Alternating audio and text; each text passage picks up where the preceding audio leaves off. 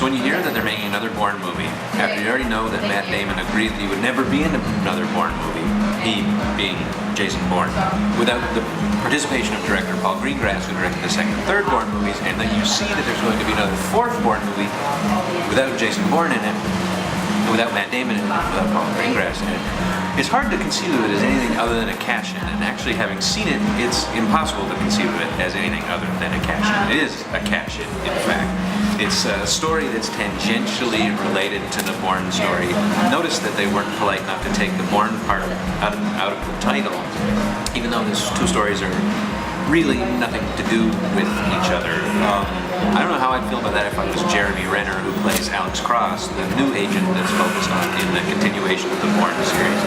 But the new series kind of takes away the two things that made the Bourne films, at least the second and third ones, work.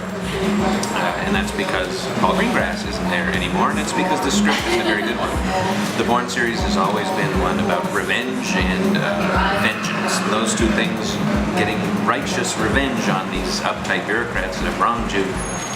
And it's about the style that Greengrass shot that story in, which is this shaky cam documentary style that makes the proceedings seem kind of rooted in realism in a way that most normal action films are.